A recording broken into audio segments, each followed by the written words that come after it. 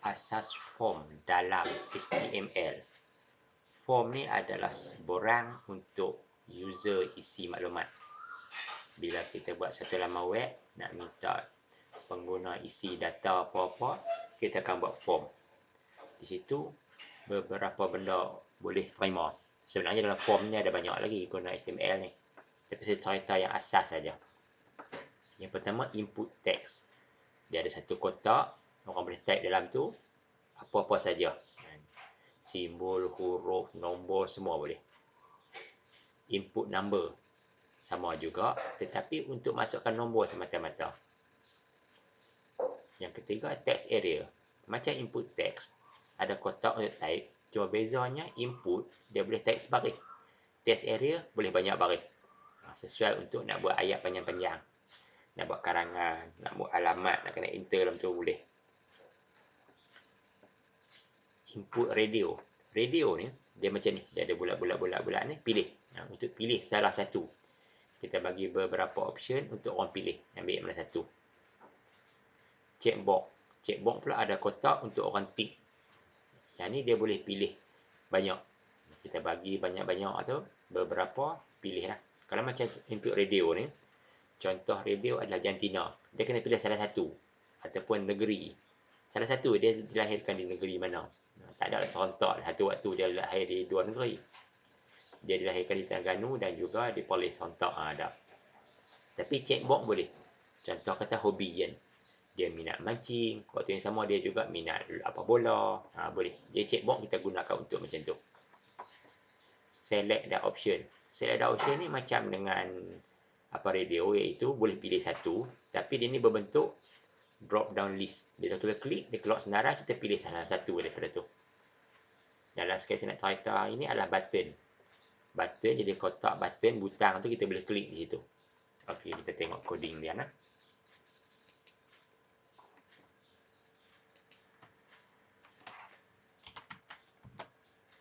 Kita buat katalah nama pelajar.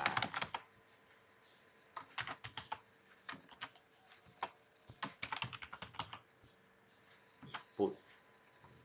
Silap.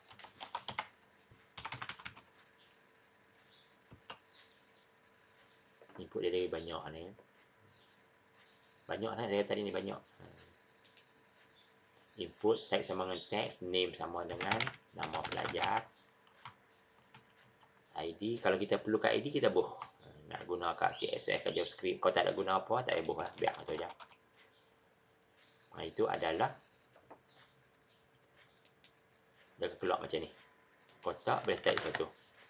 Tetapi saya lupa nak tata tadi ni. Benda ni kena duduk dalam form. Sebab input ni untuk user masukkan.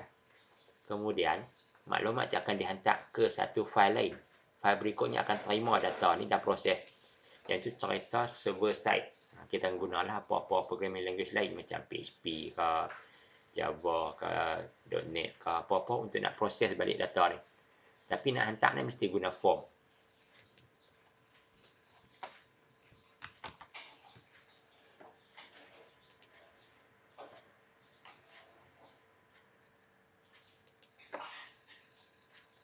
Dia form ni coding tapi tak nampak dia punya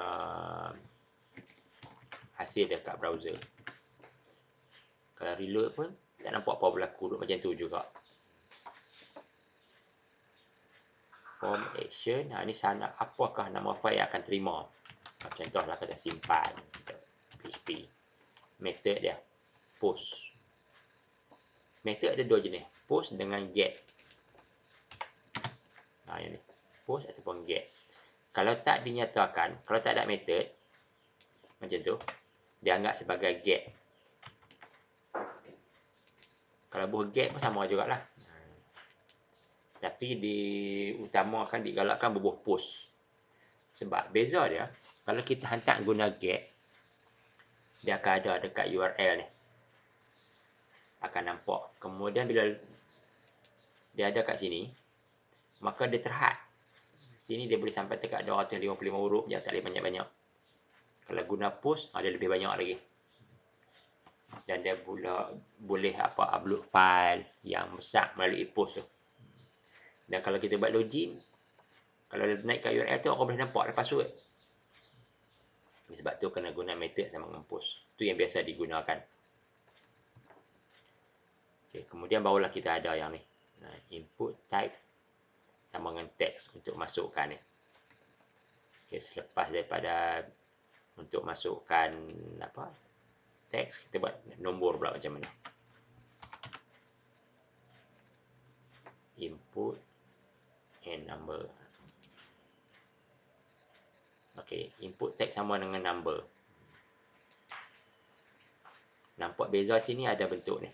Artinya ni kita boleh tekan untuk naikkan, tingkatkan nombor. Kalau kita nak type pun boleh jugalah. 20, lepas tu silap. Tekan kat sini. Dia akan naikkan. Boleh. Okey, yang dekat input type sama teks tadi ni, kita boleh letak max length. Kita boleh katakanlah 6. Jadi di sini kita boleh type sehingga 6 huruf saja. Lepas tu kita type dah tak malah. Dan juga dia ada min length. Min length itu minima. Dia berapa? Paling sikit huruf tu. Kita boleh buat required. Okay, contoh kata min length. Kita buat 6 juga. Jadi kalau kurang daripada 6, dia tak akan jalan. Kena tambah dengan required. Required ni artinya wajib isi. Jadi kalau orang tak isi tu, dia tak boleh nak pergi. Dia akan sangkut dekat sini. Tu kalau kata text. Kalau number, dia ada min dan max. Min artinya minima dia berapa. Contoh kalau kita buat minima dia 18. Maksima dia kita buat kata 25.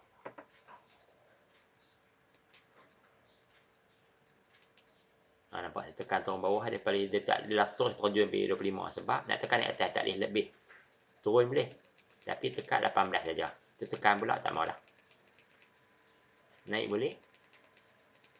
Tekan 25 aja. Kemudian untuk number ni lagi ada lagi, iaitu step.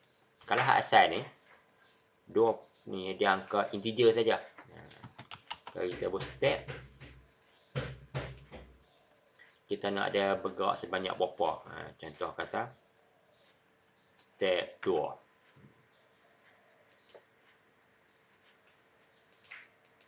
Nampak dia akan jadi 18, 20, 22. Step 0.5.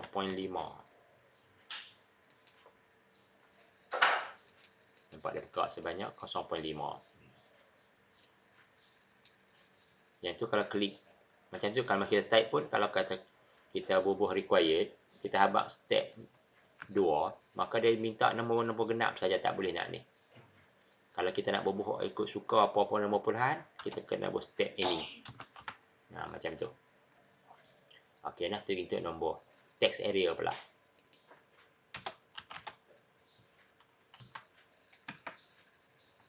Text area ni satu kotak yang besar. Okey, tengoklah. Macam ni. Kita boleh type dalam tu, boleh tekan enter. Yang dicadang ke asalnya kolom ni 30, row dia 10. Kita boleh ubahlah berapa kita nak.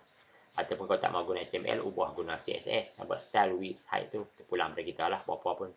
Tapi text area ni dia kena ada name jugalah. Semua benda-benda ni kena ada name kecuali button. Sebab bila form ni kita submit pergi ke file nama simpan, file simpan tu dia akan baca name. Kalau tak ada name, memang dia tak boleh terima. Name sama dengan apa, itu yang dia penting sangat tu. Jadi setiap benda kita hantar tu kena ada name dia. Dia kalau kata dalam programming tu, variable dengan value. Variable tu name dia. Name dia nama pelajar. Value dia apa yang user isi tu. Kita teruskan selepas daripada ni. Test area ni radio pula nah.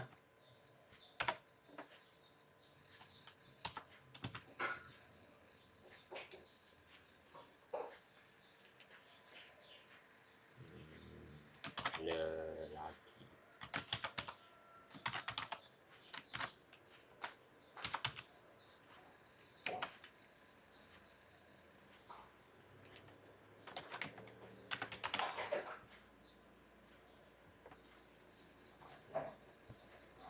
Okey, yang dikatakan radio ni, dia akan keluar berbentuk macam ni. Ada dua pilihan. Tetapi, takkan boleh pilih kedua-duanya. Sebab ada satu benda yang kita kena bubuh, iaitu name. Dan name dia mesti sama. Berbeza benda-benda lain, name mesti unik. Kalau ada textbook nama pelajar, tak boleh ada dah. Ni input teks ni nama pelajar lagi dah. Kalau umur, kalau kata umur ibu, umur bapa, kita tak boleh buat umur saja sebab dia mesti berbeza-beza. Tapi untuk radio, kalau daripada group yang sama, mesti nama sama. Barulah dia berfungsi.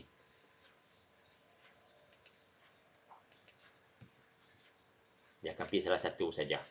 Ingatlah kalau radio, untuk beberapa benda yang dalam grup yang sama, name mesti sama. Kemudian lagi satu, untuk radio, untuk apa-apa pun kita ada label. Bila main tempat radio ni, bos ingat nak cerita pasal label. Tu tadi ni dia ada 4 tu. Tengok yang nama pelajar ni kan.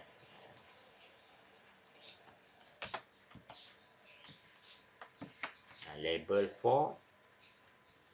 4. Yang ni kita nak buat nama je lah.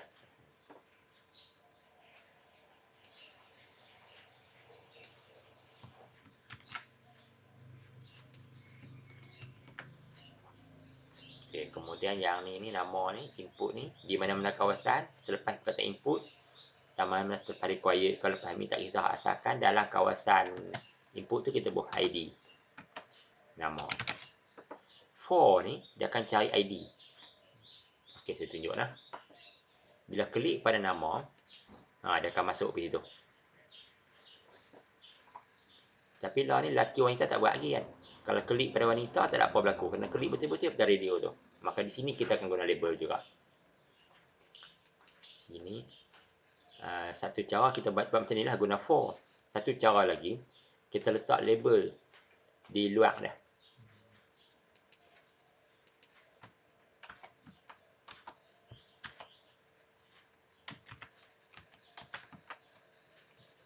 Okay, saya tak pakai for. Letak label saja.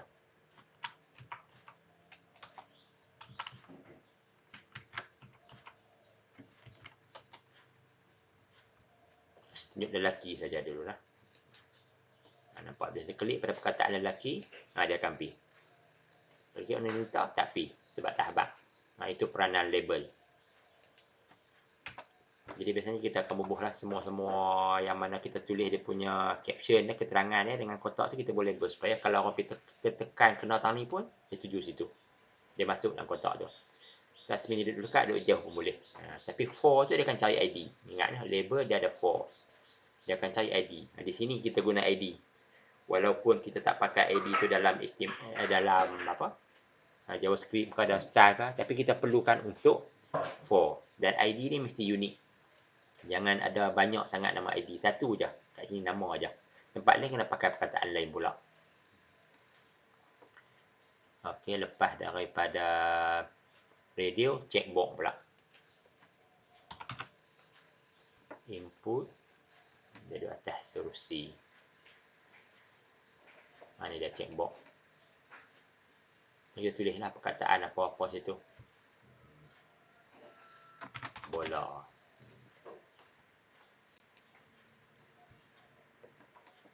Dan bila kita klik, dia akan tanda right klik pula, dia akan buang. Dia akan on off. Kita boleh setiap satu ni nama masing-masing. Contoh kata bola. Nanti yang lain buah nama lain pula. Maka dia akan hantar bola tu ada ataupun tak ada. Kalau tick, dia akan hantar name bola ni sebagai on. Kalau tak tick, dia tak hantar. Tak ada apa-apa lah. Itu untuk checkbox, select dan option.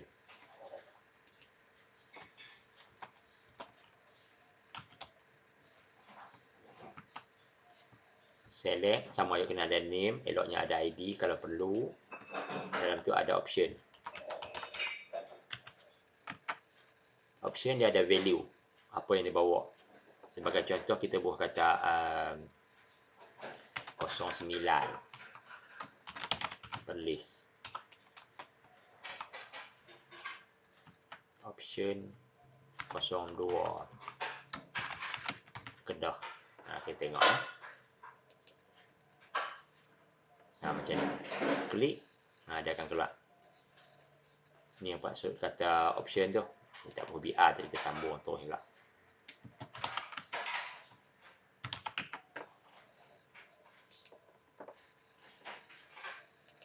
Kalau kita tak mau bagi dia ada dulu, sebab bila kita reload saya terus ada yang perlih atas ni.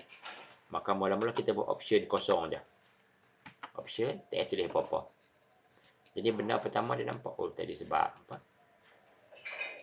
Tadi last kali kita ambil perlih tu, dia macam ni lah. Bila kita reload balik, dia masih ada yang ni lagi. Kecuali kalau kita enter. Kosong ni semua. Dia keluar kosong dulu. Ingatlah nanti apabila kita buat satu page, kita isi maklumat, kita nak submit, kita test tu. Dia beza antara klik enter kat sini dengan kita reload kat sini. Reload, apa yang sedang ada, apa yang dia bawa, semuanya dia seolah-olah dia panggil balik. Kalau tekan enter, memang dia buka baru daripada file tu. Reload, apa-apa lagi ingatan dia masih simpan lagi. Okay, kemudian kalau kata kita nak memang dia ada apa, duduk dekat Kedah dah, start. Sebab kebanyakan isi borang ni daripada Kedah. Jadi kita buat sini, selected.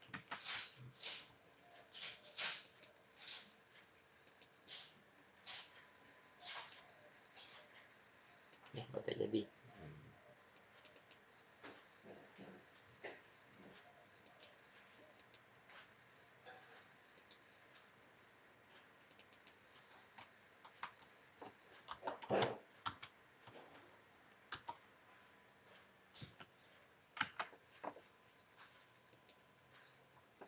Okey, seterusnya selepas daripada select option tu, button. Okey, form dia mesti kena submit baru dia hantar. Button. Contoh kata tulis tu simpan.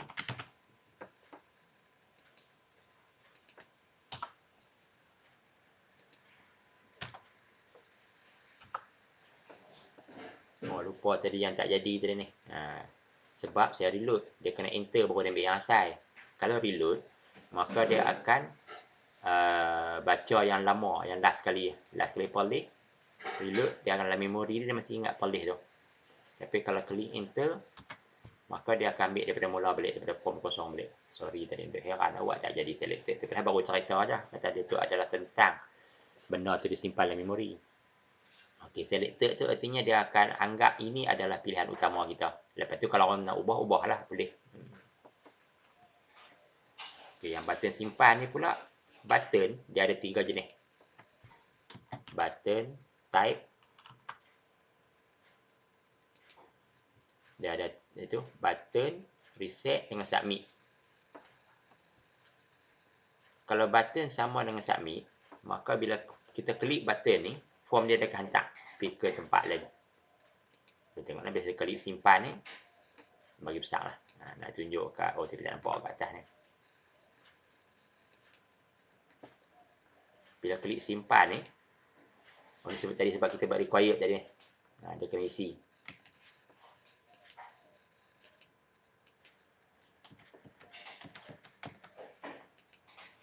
Ada habaq file not found, dia cari file nama simpan ni tak ada lagi. Ini kesan daripada type sama dengan submit. Kemudian lain daripada submit, dia ada juga reset. Reset ni dia akan kosongkan balik borang ni. Nampak ni tak ada apa. Yang ni kita dah pilih negeri lain dah. Klik ni, dia tulis apa-apa. Ni ada nombor. Ni klik apa. Reset tu dia hilang balik. Ni function reset. Lagi satu, tag sama dengan button. Tag sama dengan button ni artinya button ni adalah button. Dia bukannya digunakan dalam form.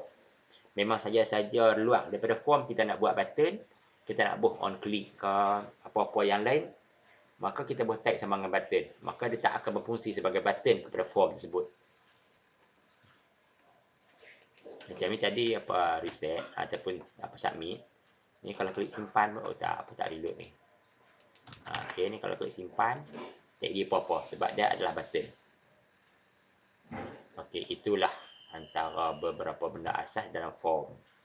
Minta maaf tadi terlupa tentang pasal apa selektif tak menjadi tu.